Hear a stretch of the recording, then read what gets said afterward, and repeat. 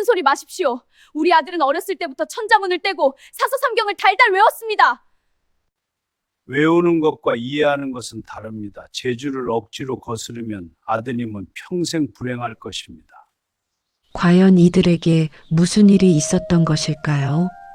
구독과 좋아요는 다음 사연을 전하는데 큰 힘이 됩니다.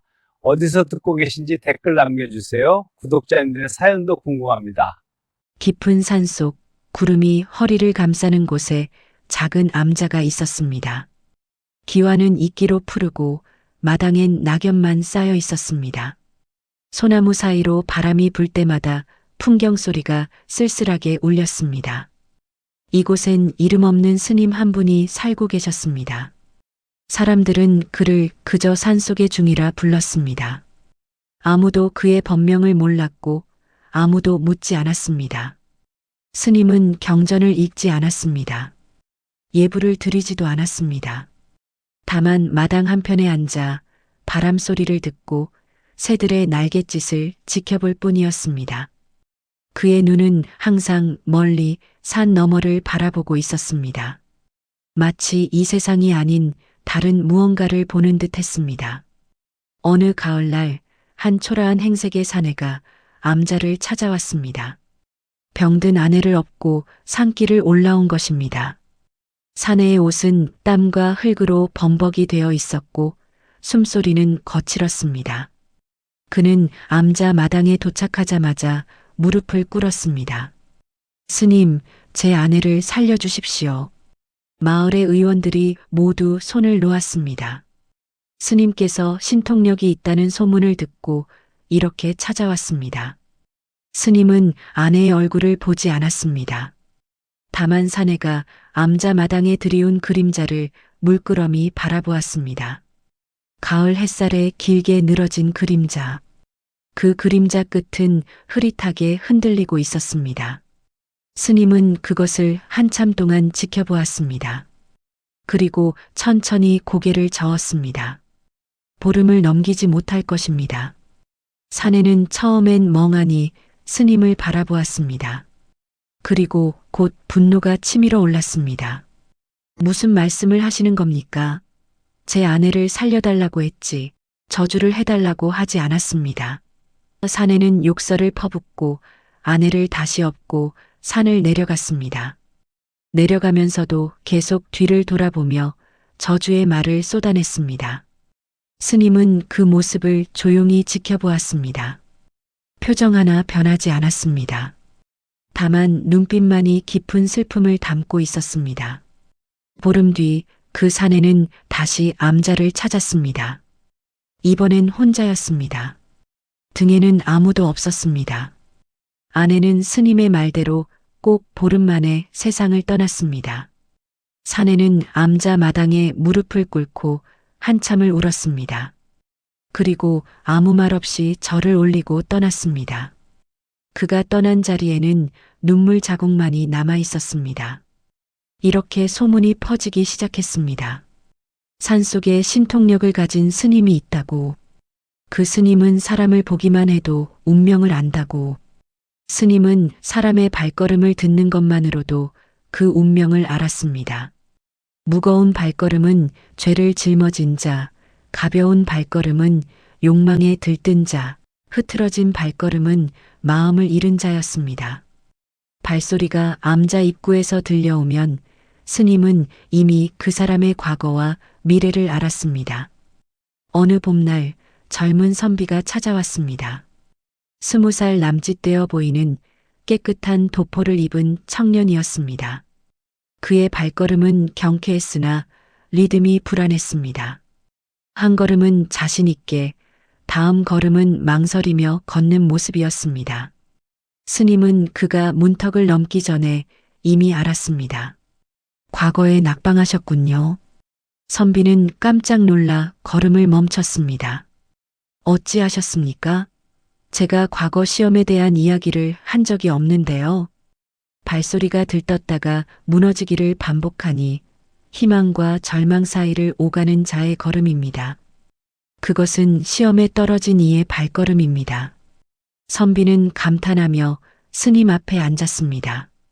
정말 놀랍습니다. 사실 저는 이번 봄 과거에서 낙방했습니다. 3년을 준비했는데 결국 실패했습니다. 그렇다면 스님, 제가 언제 급제할 수 있겠습니까?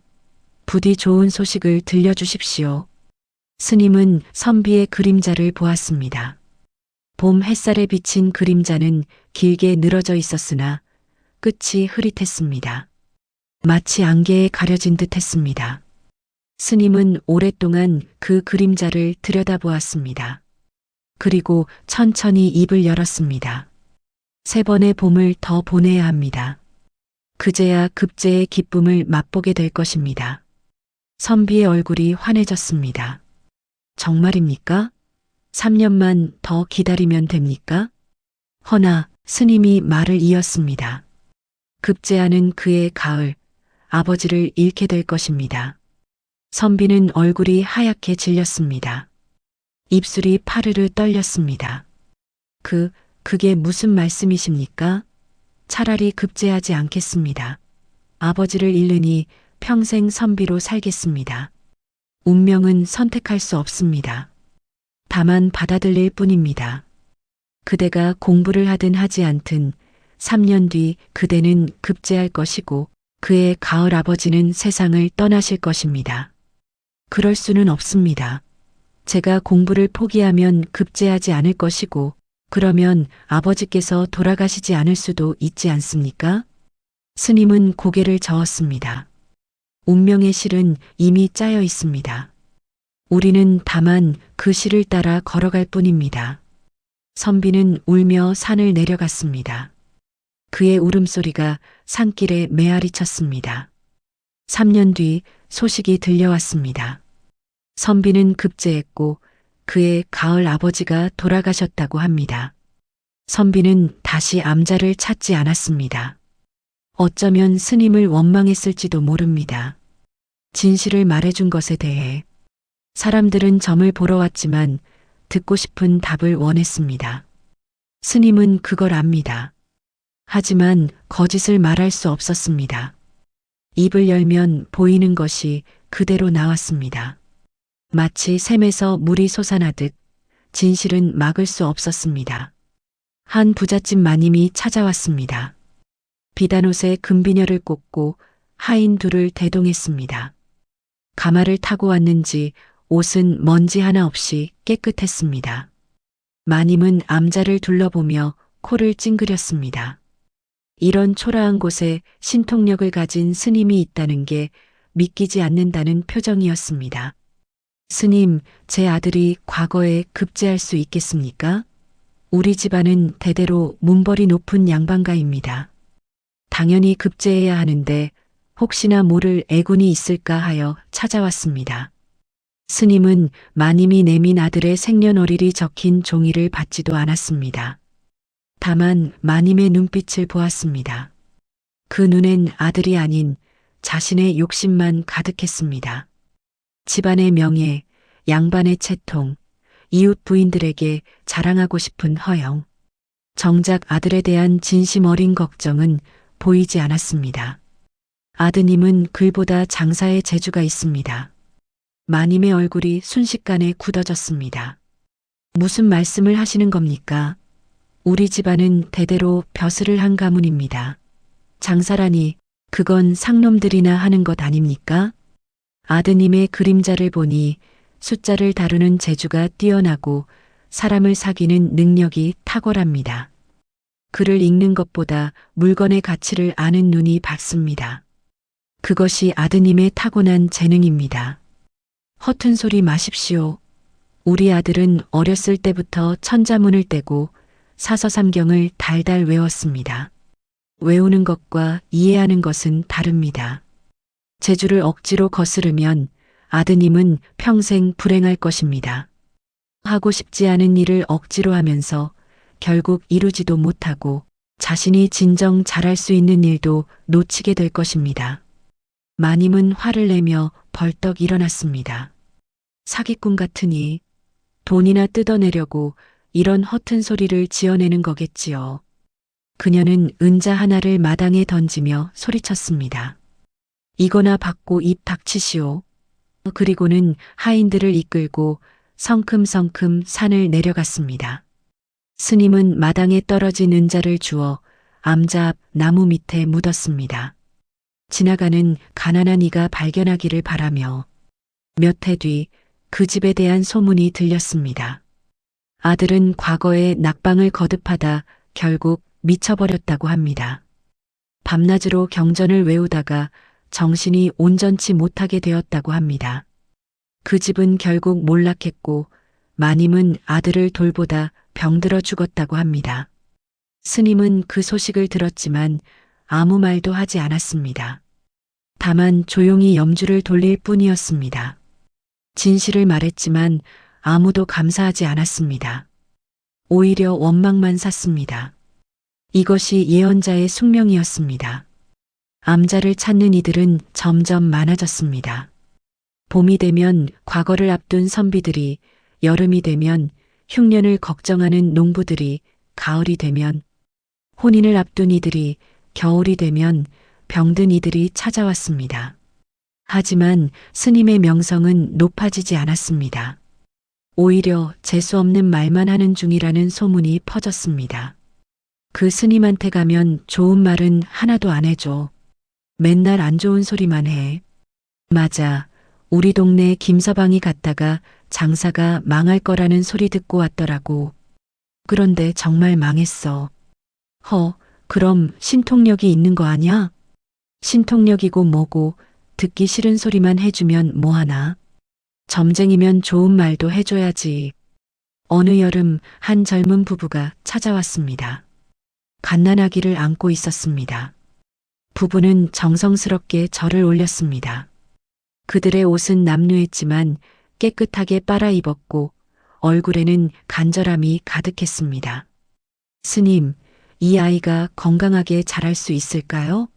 저희의 처사이입니다. 혼인한 지 7년 만에 얻은 귀한 자식입니다. 부디 이 아이가 무병장수하기를 기원합니다. 스님은 아기를 보았습니다. 아기는 해맑게 웃고 있었습니다. 맑은 눈망울, 통통한 볼, 귀여운 손가락. 어느 모로 보나 건강한 아기였습니다. 하지만 스님의 눈에는 다른 것이 보였습니다. 아기 주변을 감싸고 있는 희미한 빛. 그 빛은 너무나 약했습니다.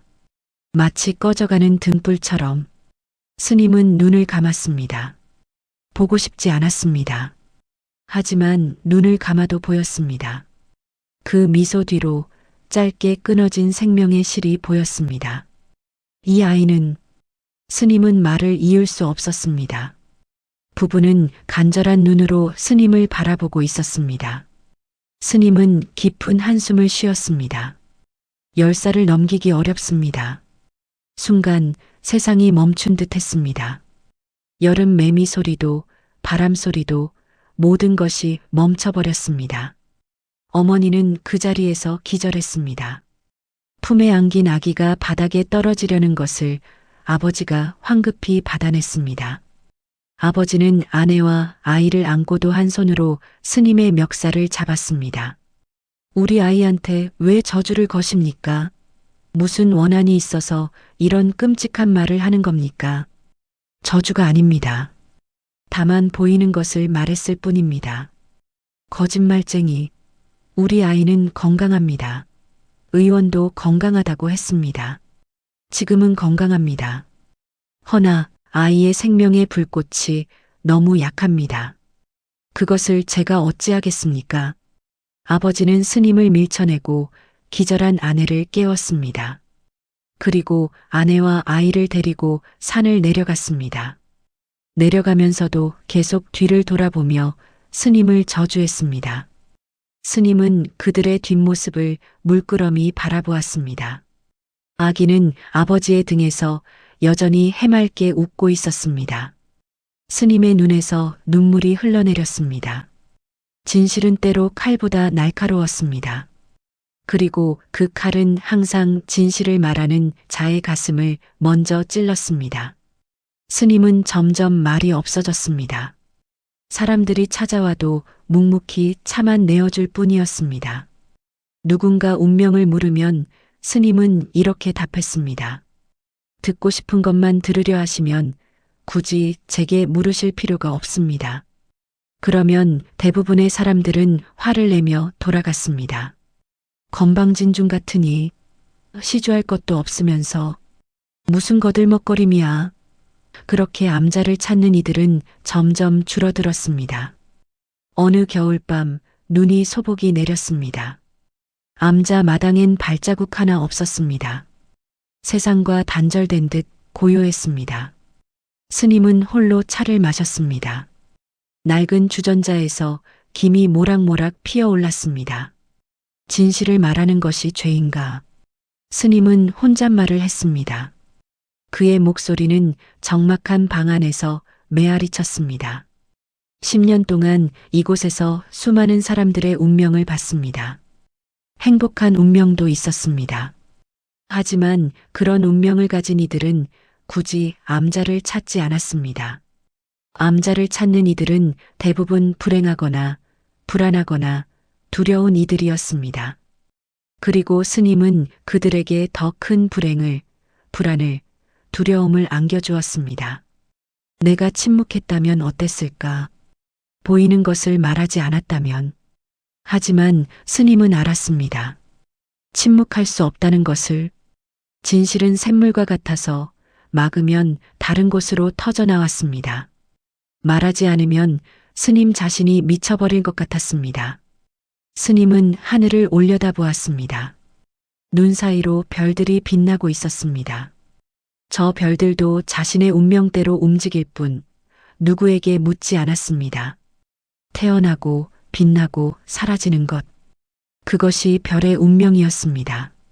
그날 밤 스님은 꿈을 꾸었습니다. 수많은 사람들이 암자로 몰려왔습니다. 남녀노소, 양반과 상놈, 스님과 무당 모든 이들이 몰려왔습니다. 그들은 모두가 손을 내밀며 외쳤습니다. 우리의 미래를 말해주시오. 제 운명을 알려주십시오. 어찌하면 행복해질 수 있습니까? 스님은 입을 열려 했습니다. 진실을 말하려 했습니다. 하지만 입을 여는 순간 모든 사람들이 일제히 귀를 막았습니다. 그리고 소리쳤습니다. 듣고 싶지 않소? 좋은 말만 하시오. 진실 따위 필요 없소? 스님은 잠에서 깼습니다. 이마엔 식은땀이 흘렀습니다. 방 안은 여전히 고요했습니다. 촛불만이 흔들리고 있었습니다. 스님은 깨달았습니다. 사람들은 진실이 아니라 위로를 원한다는 것을, 지혜가 아니라 희망을 원한다는 것을, 예언이 아니라 기적을 원한다는 것을. 하지만 스님은 위로를 줄 수 없었습니다. 희망을 만들어낼 수 없었습니다. 기적을 행할 수 없었습니다. 다만 보이는 것을 말할 뿐이었습니다. 그것이 스님의 저주였고 동시에 스님의 숙명이었습니다. 어느 초겨울 밤 첫눈이 내린 날이었습니다. 암자 문을 두드리는 소리가 들렸습니다. 똑똑똑 3번의 노크. 차분하고 절제되어 있으며 권위가 느껴지는 소리였습니다. 스님은 이미 알고 있었습니다. 오늘 밤 특별한 이가 찾아올 것이라는 걸. 사흘 전부터 까마귀들이 암자 주변을 맴돌았습니다. 밤마다 이상한 꿈을 꾸었습니다. 피냄새가 나는 꿈, 불타는 마을의 꿈, 울부짖는 백성들의 꿈. 문이 열리자 갓을 깊이 눌러쓴 사내가 들어왔습니다. 키가 크고 어깨가 넓었습니다. 관복은 입지 않았지만 그 걸음걸이와 기품은 높은 벼슬아치의 것이었습니다. 뒤따라 2명의 수행원이 있었으나 사내는 손짓으로 그들을 밖에 세웠습니다. 스님, 조용한 곳에서 이야기를 나눌 수 있겠습니까? 목소리는 낮고 침착했습니다. 명령하는 듯 했으나 예의를 갖추고 있었습니다. 스님은 고개를 끄덕이고 방으로 안내했습니다. 방에 들어서자 사내는 갓을 벗었습니다. 50대 중반쯤 되어 보이는 날카로운 눈매의 남자였습니다. 이마에는 권력자 특유의 주름이 깊게 패여 있었고 눈빛은 예리했습니다. 소문을 듣고 왔습니다. 스님께서 운명을 보신다고 보는 것이 아니라 보이는 것입니다. 사내는 묘한 미소를 지었습니다. 차이가 있습니까? 보는 것은 의지이고 보이는 것은 숙명입니다. 저는 보고 싶어서 보는 것이 아닙니다. 그저 보일 뿐입니다. 사내는 품에서 은자 한 양을 꺼내 놓았습니다. 보통의 은자보다 컸습니다. 관청에서 쓰는 은자였습니다. 제 운명을 보아주십시오. 스님은 은자를 보지 않았습니다. 다만 사내의 얼굴을 물끄러미 바라보았습니다. 그 순간 등골이 서늘해졌습니다. 사내의 얼굴 뒤로 무언가가 보였습니다. 붉은 빛, 핏빛, 그리고 그 핏빛 속에서 수많은 얼굴들이 울부짖고 있었습니다. 스님은 눈을 감았습니다. 하지만 눈을 감아도 보였습니다. 더 선명하게 보였습니다. 대감께서는 누구십니까? 그저 벼슬아치 하나일 뿐입니다. 이름이 중요합니까? 거짓입니다. 대감은 나라의 중추에 계신 분입니다. 사내의 눈빛이 흔들렸습니다. 어찌하셨습니까? 발걸음이 백성의 것이 아닙니다. 권력을 쥔 자의 무게입니다. 그리고 스님은 눈을 떴습니다. 대감의 주변에 너무나 많은 그림자가 있습니다. 그림자라니? 죽은 자들의 그림자입니다. 대감께서 직접 죽인 것은 아니지만 대감의 결정으로 인해 죽은 자들, 그들의 그림자가 대감을 따라다니고 있습니다. 사내는 잠시 침묵했습니다. 그리고 천천히 입을 열었습니다. 좋습니다. 솔직히 말하겠습니다. 나는 이조판서 김상원입니다. 왕의 총애를 받고 있으며 조정의 실권을 쥐고 있습니다. 앞으로 내가 어떤 운명을 맞이할지 알고 싶습니다. 스님은 눈을 감았습니다. 김상원의 운명이 더욱 선명하게 보였습니다. 마치 두루마리 그림을 펼치는 것처럼 미래가 눈앞에 펼쳐졌습니다. 대감께서는 앞으로 큰 권력을 쥐게 될 것입니다. 지금보다 더 큰 권력을. 김상원은 만족스러운 표정을 지었습니다. 그렇다면 나는 영의정까지 오를 수 있다는 말씀입니까? 그럴 수도 있습니다.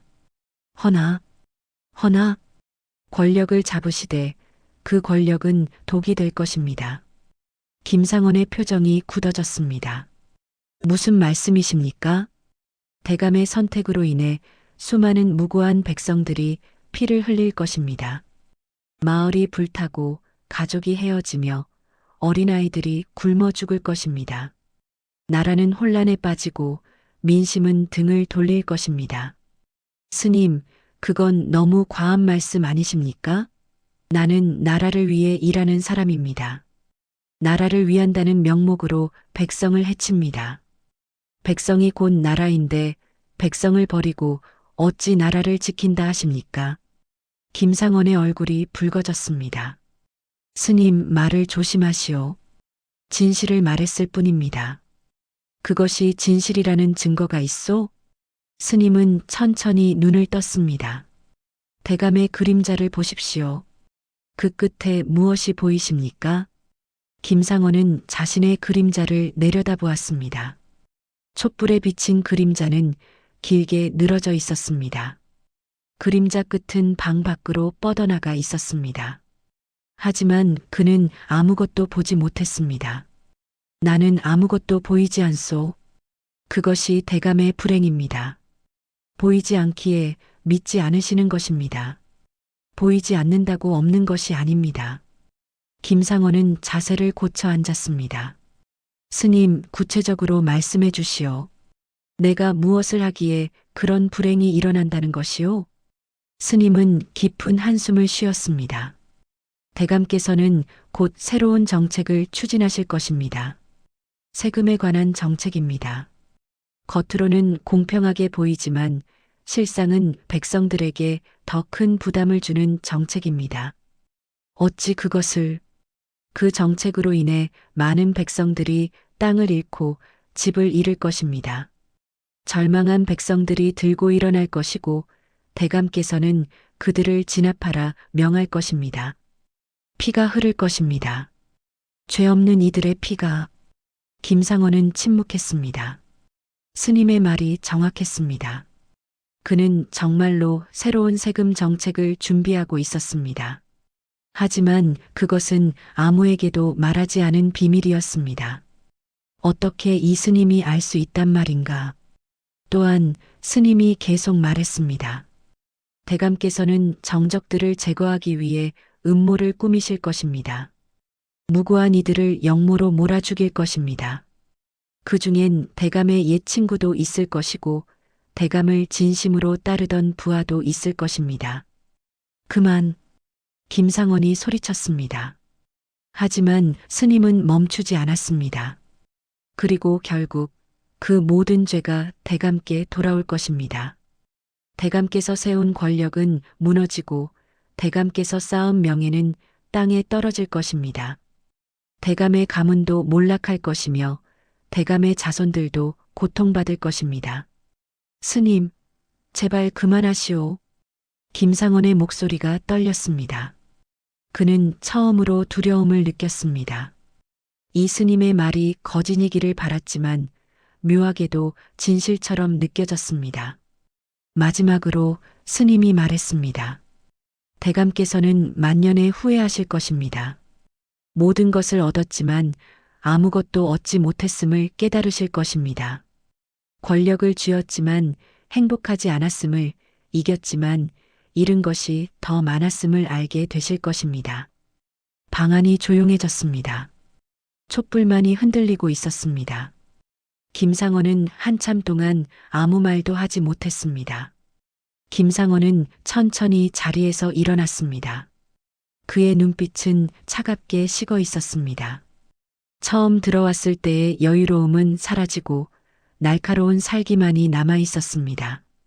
스님, 오늘 밤 이 대화는 없었던 일로 하시오. 말을 거두어 들릴 수는 없습니다. 그렇다면 스님도 각오를 하셔야 할 것이오. 각오는 이미 했습니다. 진실을 말하는 순간부터 김상원은 갓을 다시 눌렀었습니다.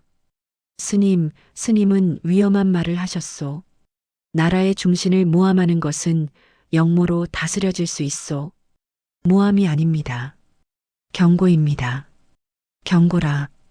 김상원은 비웃었습니다. 스님, 세상은 스님이 생각하시는 것처럼 단순하지 않소. 때로는 피를 흘려야만 더 큰 평화가 온다오. 소수의 희생으로 다수를 구할 수 있다면 그것이 옳은 선택 아니겠소? 그 소수는 누가 정합니까? 대감께서 정하십니까? 그렇다면 대감께서는 신이십니까? 신은 아니지만 책임자요. 나라를 이끄는 자는 어려운 결정을 내려야 하오.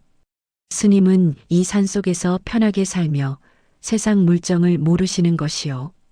세상 물정을 안다는 것이 양심을 버리는 것입니까? 김상원은 대답하지 않았습니다. 그는 문을 향해 걸어갔습니다. 문 앞에서 멈춰서서 뒤를 돌아보지 않고 말했습니다. 스님, 후회하실 것이요. 후회하는 것은 대감이 될 것입니다. 김상원은 문을 열고 밤속으로 사라졌습니다. 차가운 겨울바람이 방 안으로 밀려 들어왔습니다. 촛불이 크게 흔들렸습니다. 스님은 홀로 방에 남았습니다. 그는 알았습니다. 자신이 큰 화를 불러들였다는 것을. 하지만 후회하지 않았습니다. 진실을 말하지 않았다면 그것이 더 큰 후회가 되었을 것입니다. 김상원이 다녀간 뒤로 보름이 지났습니다. 겨울이 깊어지고 있었습니다. 눈은 계속 내렸고 산은 점점 더 고립되어 갔습니다. 어느 날 아침 관가의 졸개들이 암자를 찾아왔습니다. 5명의 포졸들, 그들은 칼을 차고 있었습니다. 스님, 함께 내려가셔야겠습니다. 무슨 일입니까? 역모를 꾸몄다는 고변이 들어왔습니다. 스님은 놀라지 않았습니다. 이미 예상했던 일이었습니다. 보름 전 김상원이 떠나던 날부터 알고 있었습니다. 누가 고변했습니까? 그건 말씀드릴 수 없습니다. 아무튼 함께 가시죠. 잠시만 기다려 주십시오. 짐을 꾸리겠습니다. 스님은 방으로 들어가 조용히 짐을 꾸렸습니다. 경전 한 권, 낡은 염주 하나, 그리고 10년 동안 입었던 낡은 장삼. 그것이 전부였습니다. 다른 것은 아무것도 없었습니다. 산을 내려가는 길, 스님은 마지막으로 암자를 돌아보았습니다. 10년을 살았던 곳이었습니다. 봄엔 진달래가 피고 여름엔 계곡물이 시원하게 흘렀으며 가을엔 단풍이 아름다웠고 겨울엔 설경이 장관이었던 곳. 이제 다시는 돌아오지 못할 것입니다. 가십시다. 스님은 포졸들을 따라 산을 내려갔습니다. 눈 쌓인 산길은 미끄러웠습니다. 스님은 천천히 조심스럽게 걸었습니다. 서두를 이유가 없었습니다. 어차피 운명은 정해져 있었습니다. 관아에 도착하자 수많은 사람들이 모여 있었습니다. 소문은 이미 퍼진 듯 했습니다. 사람들은 수군거렸습니다. 저중이 역모를 꾸몄다더라. 점이나 보던 놈이 무슨 역모를. 말도 안 돼. 아니, 나라의 운명을 함부로 말했다잖아. 그게 역모지 뭐야. 조정 대신을 저주했다는데? 저주? 점쟁이면 점이나 보지. 왜 대신을 저주해? 스님은 묵묵히 걸었습니다. 사람들의 시선이 따가웠습니다. 하지만 고개를 숙이지 않았습니다. 진실을 말한 것이 죄가 되는 세상이었습니다. 하지만 그것을 부끄러워할 이유는 없었습니다. 관아의 어두운 방. 창문은 높은 곳에 작게나 있어서 빛이 거의 들어오지 않았습니다. 스님은 무릎을 꿇고 있었습니다. 앞에는 3명의 관리가 앉아 있었습니다. 가운데는 김상원이었습니다. 양옆에는 형조의 관리들이 앉아 있었습니다. 스님, 사실대로 말하시오. 누구의 지시를 받고 나라를 어지럽히려 했소? 나라를 어지럽힌 적 없습니다. 그렇다면 왜 조정 대신의 운명을 함부로 논했소? 그것이 나라를 어지럽히는 것이 아니고 무엇이오? 물어서 답했을 뿐입니다. 김상원은 차갑게 웃었습니다. 스님은 나에게 불길한 예언을 했소. 그것이 백성들에게 알려지면 어찌 되겠소? 민심이 흔들리고 나라가 위태로워질 것이요. 그것이 역모가 아니고 무엇이요? 진실이 민심을 흔드는 것이 아닙니다. 거짓이 민심을 흔드는 것입니다.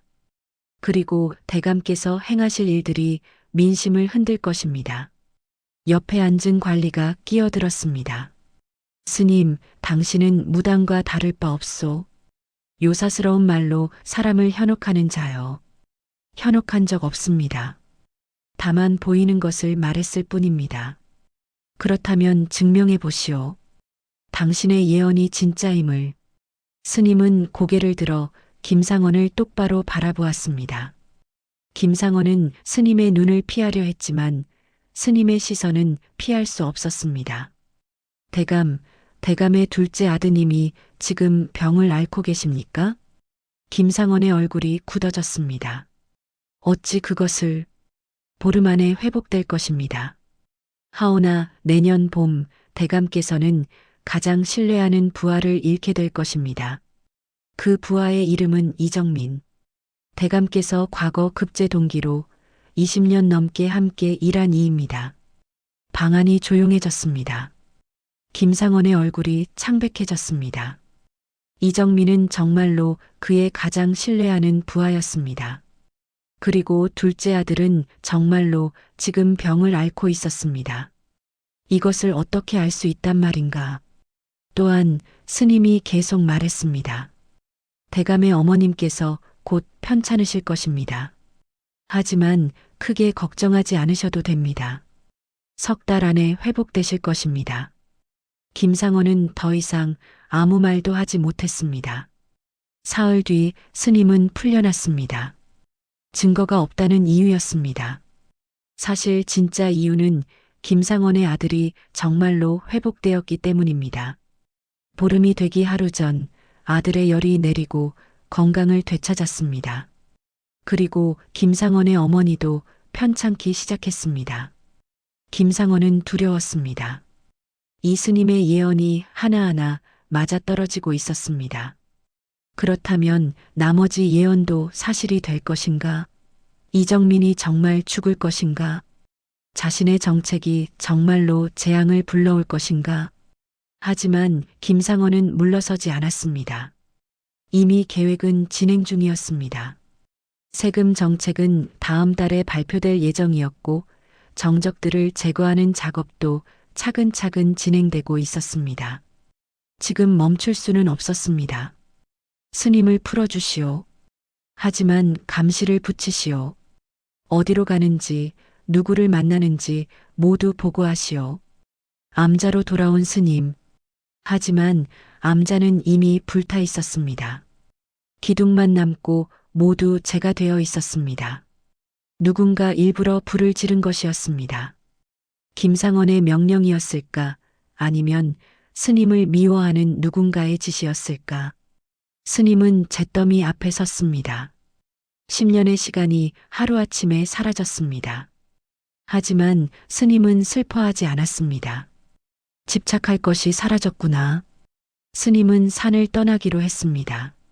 더 이상 이곳에 머물 이유가 없었습니다. 사람들은 진실을 원하지 않았습니다. 그저 듣기 좋은 거짓을 원했습니다.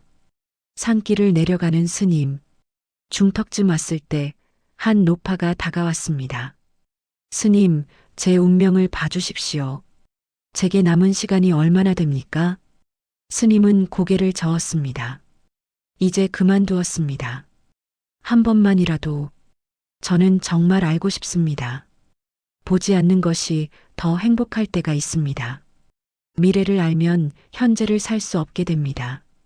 노파는 실망한 표정으로 돌아갔습니다. 스님은 다시 걸었습니다. 어디로 가야 할까? 아직 정하지 못했습니다. 다만 이 산을 떠나야 한다는 것만 알았습니다. 이듬해 봄, 진달래가 피고 새들이 지저귀는 계절. 하지만 한양은 소란스러웠습니다. 김상원의 부하 이정민이 영모에 연루되어 처형당했다는 소식이 전해진 것입니다. 사실 영모는 날조된 것이었습니다. 정적을 제거하기 위한 음모였습니다. 하지만 그 음모에 이정민이 걸려들었습니다. 김상원은 이정민을 구하려 했지만 이미 늦었습니다. 왕의 노여움을 샀고 이정민은 참수되었습니다. 김상원은 충격을 받았습니다. 스님의 예언이 맞았습니다. 봄에 가장 신뢰하는 부하를 잃었습니다. 그것도 자신의 계획 때문에. 그리고 그해 여름 김상원이 추진한 세금 정책이 발표되었습니다.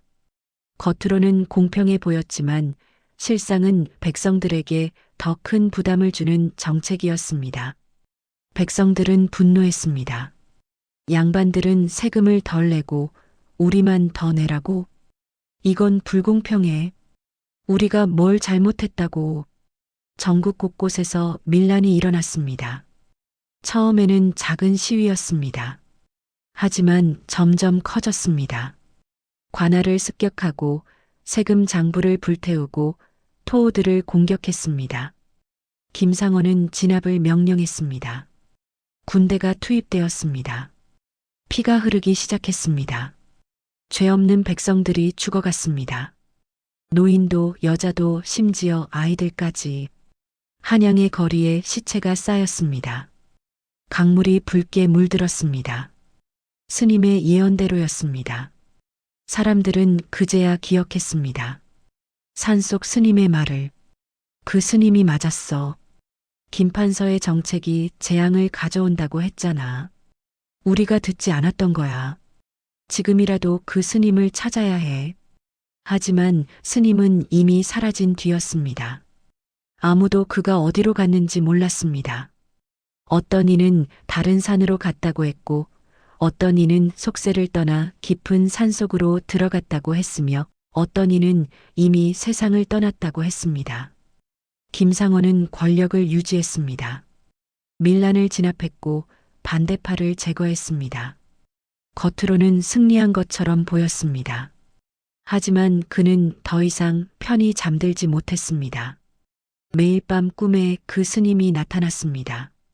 암자에 앉아서 조용히 차를 마시며 말했습니다. 대감, 보이지 않는다고 없는 것이 아닙니다. 김상원은 잠에서 깨어나 식은땀을 흘렸습니다. 그는 점점 초조해졌습니다. 스님의 예언이 하나하나 현실이 되어가고 있었기 때문입니다. 10년이 흘렀습니다. 김상원은 결국 탄핵을 받고 몰락했습니다. 그가 주도한 정책들은 모두 실패로 돌아갔고 수많은 백성들이 고통받았습니다. 그의 정적들이 힘을 합쳐 그를 끌어내렸습니다. 재산은 몰수되었고 벼슬은 박탈되었으며 고향으로 유배되었습니다. 유배지에서 김상원은 스님을 생각했습니다. 그 예언이 모두 맞았습니다. 권력을 잡았지만 독이 되었습니다. 백성들이 피를 흘렸습니다. 민심이 등을 돌렸습니다. 그리고 결국 자신도 몰락했습니다. 후회하는 것은 대감이 될 것입니다. 스님의 마지막 말이 귓가에 맴돌았습니다. 김상원은 83세의 유배지에서 외롭게 죽었습니다. 임종 직전 그는 중얼거렸다고 합니다. 그 스님 말이 맞았어. 모두 맞았어. 어느 날 젊은 사관 하나가 옛 문서를 정리하고 있었습니다. 그의 이름은 박지원. 역사에 관심이 많은 젊은이였습니다. 그는 김상원에 대한 기록을 정리하다가 우연히 한 쪽지를 발견했습니다. 이름 없는 중 하나가 김상원의 몰락을 예언했으나 아무도 귀 기울이지 않았다. 그 중은 산속에 살며 사람의 운명을 보았다 하나 이름도 출신도 행적도 알 수 없다다. 다만 그의 예언은 모두 적중했다 한다. 박지원은 고개를 갸우뚱했습니다. 이런 일이 있었구나.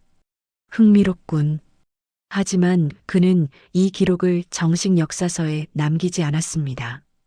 너무 비공식적이고 증명할 수 없는 이야기였기 때문입니다. 또한 미신처럼 보일 수 있었습니다. 역사서에 점쟁이 이야기를 넣을 수는 없었습니다. 그렇게 스님의 이야기는 역사에서 지워졌습니다. 이름도 행적도 남지 않았습니다. 다만 민간의 입으로 전해지는 이야기로만 남았습니다. 옛날의 산속에 점쟁이 스님이 있었는데 그 스님이 조정 대신의 몰락을 예언했다더라. 진짜야? 글쎄, 옛날 이야기잖아. 누가 알아? 그로부터 또 수십 년이 흘렀습니다. 조선은 여전히 계속되었고 백성들은 여전히 살아갔습니다. 스님의 이야기는 전설이 되었습니다. 어떤 이는 허구라 했고 어떤 이는 진실이라 했습니다. 하지만 그것이 진짜인지 거짓인지는 이제 중요하지 않았습니다. 중요한 것은 그 이야기가 사람들을 변화시켰다는 것입니다. 권력을 가진 자들은 조금 더 조심스러워졌습니다. 혹시 나도 저주받는 것은 아닐까? 내 결정이 백성들에게 해가 되는 것은 아닐까? 하는 두려움이 생겼기 때문입니다. 모두가 그런 것은 아니었습니다. 하지만 몇몇은 그랬습니다. 그리고 그 몇몇의 변화가 수많은 백성들을 구했습니다. 백성들에게 조금 더 귀를 기울이게 되었습니다. 불편한 진실도 들어야 한다는 것을 배웠기 때문입니다. 듣기 좋은 말만 듣다가는 화를 당할 수 있다는 것을 깨달았습니다. 어느 가을날 한 노인이 산길을 걷고 있었습니다. 그는 70이 넘은 나이였지만 여전히 건강했습니다. 젊었을 때 그는 김상원 밑에서 일했습니다. 스님의 예언을 직접 들었던 몇 안 되는 사람 중 하나였습니다. 노인은 옛날 암자가 있던 자리를 찾아왔습니다. 지금은 아무것도 남지 않았습니다. 풀만 무성하게 자라 있을 뿐이었습니다. 다만 돌 하나가 덩그러니 놓여 있을 뿐이었습니다. 예전에 스님이 앉아서 차를 마시던 자리였습니다. 노인은 그 돌 앞에 무릎을 꿇었습니다. 70이 넘은 노인이 무릎을 꿇기는 힘들었지만 그는 꼭 그래야 할 것 같았습니다. 스님, 이제야 깨달았습니다. 노인의 목소리는 떨렸습니다. 스님은 미래를 보신 것이 아니라 현재를 보신 것이었습니다. 김판서의 욕심을, 백성들의 고통을, 권력의 부패를, 그 모든 것이 이미 현재에 있었고 스님은 그것이 어떤 결과를 낳을지 보셨던 것입니다. 바람이 불었습니다. 낙엽이 흩날렸습니다. 단풍잎이 노인의 어깨에 내려앉았습니다. 저는 그때 스님의 말을 들었어야 했습니다. 김판서에게 다시 생각해 보라고 간언했어야 했습니다. 하지만 저는 침묵했습니다. 제 자리를 지키기 위해, 제 안위를 위해. 노인은 조용히 절을 올렸습니다. 1번, 2번, 3번. 용서하십시오. 그리고 감사합니다. 스님의 가르침을 이제라도 깨달았습니다. 노인은 일어나 산을 내려갔습니다. 그의 등은 굽었지만 걸음은 가벼웠습니다. 마치 무거운 짐을 내려놓은 것처럼. 그날 밤 하늘에는 별이 가득했습니다. 별들은 말이 없었지만 그 침묵 속에 모든 진실이 담겨 있었습니다. 스님은 역사에 이름을 남기지 못했습니다. 하지만 그가 던진 말들은 수많은 사람들의 선택을 바꾸었습니다. 김상원 이후로 조정의 대신들은 조금 더 신중해졌습니다. 백성들의 목소리에 조금 더 귀를 기울였습니다. 완전히 바뀐 것은 아니었습니다.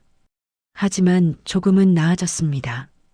어딘가에서 이름 없는 스님은 여전히 걷고 있을 것입니다.